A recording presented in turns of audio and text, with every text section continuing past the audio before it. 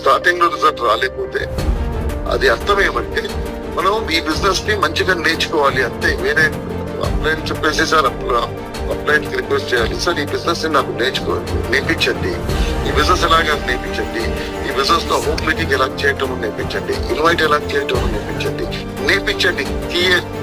చేయండి కాదు ఇంపార్టెంట్. నేర్పించడానికి చేయటానికి రెండు వ్యత్యాసం ఉంది. అప్లైన్ ని పిలిపేసి మీరు చేయండి చెప్తే చేయండి చెప్తే మన బిజినెస్ ముందుకెళ్తాం. నేర్పించి మనం నేర్పించుకుంటే మన బిజినెస్ ముందుకెళ్తాం. ఎందుకంటే ఇది నా బిజినెస్ నేను చేయాలి, ఇది నా బిజినెస్.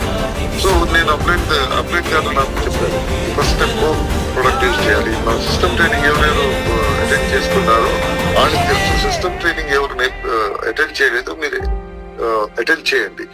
నాకు సిద్ధార్థ్ గారు సిస్టమ్ ట్రైనింగ్ గురించి చెప్పారు. System training